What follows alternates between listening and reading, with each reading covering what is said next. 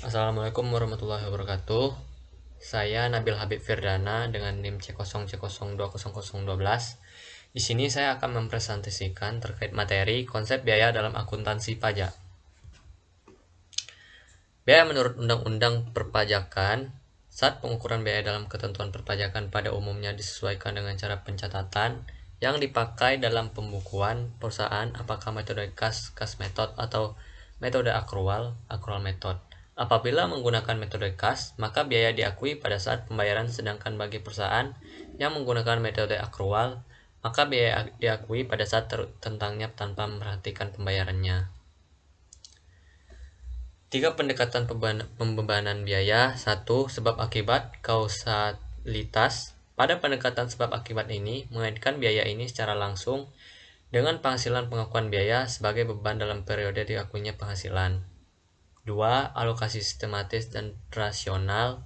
Pada pendekatan ini, tidak mengaitkan secara langsung biaya dengan penghasilan secara tetapi biaya dialokasikan secara sistematis dan rasional dengan penghasilan atas dasar masa manfaat. 3. Pengakuan segera. Pendekatan pengakuan segera ini yaitu terhadap biaya yang dapat dikaitkan dengan penghasilan melalui pendekatan ke-1 atau pendekatan kedua akan dibebankan segera terhadap penghasilan pada tahun pengeluaran. Biaya tidak boleh dibebankan. Pasal 9 ayat 1 Undang-Undang Pajak Penghasilan mengatur yaitu untuk menentukan besarnya penghasilan kena pajak bagi wajib pajak dalam negeri dan bentuk usaha tetap tidak boleh dikurangkan, yaitu sebagai berikut. 1.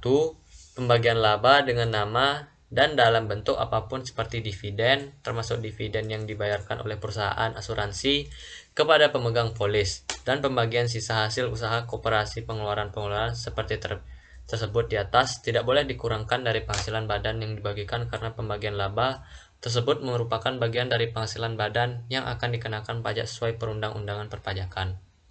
2. Biaya yang dibebankan atau dikeluarkan untuk kepentingan pribadi pemegang saham, sekutu atau anggota secara akuntansi komersial pun bahwa biaya yang dibebankan atau dikeluarkan untuk kepentingan pribadi pemegang saham, sekutu atau anggota tidak diperkenankan untuk dibebankan sebagai biaya.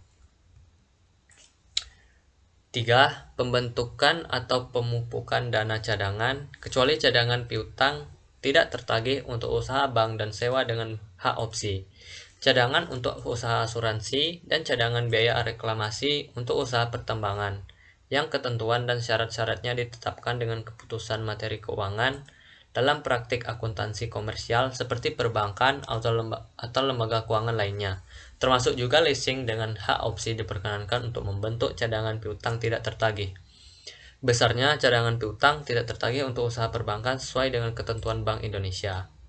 Nomor 4. Premi asuransi kesehatan, asuransi kecelakaan, asuransi jiwa, asuransi dwiguna, dan asuransi beasiswa yang dibayar oleh wajib pajak orang pribadi, kecuali jika dibayar oleh pemberi kerja dan premi tersebut dihitung sebagai penghasilan bagi wajib pajak yang bersangkutan.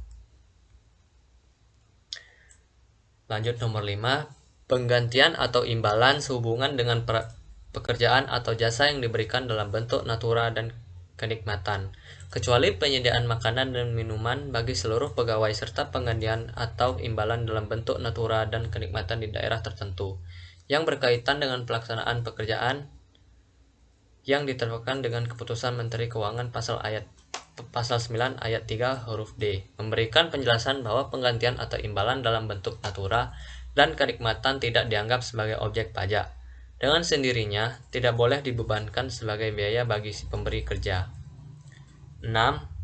Jumlah yang melebihi kewajaran yang dimiliki oleh para pemegang saham atau kepada pihak yang mempunyai hubungan istimewa sebagai ketidakseimbangan sehubungan dengan pekerjaan yang dilakukan. Dapat terjadi di perusahaan adanya pembayaran imbalan yang diberikan kepada pemegang saham atau kepada pihak yang mempunyai hubungan istimewa sehubungan dengan pekerjaan. Sekian dari presentasi saya. Terima kasih.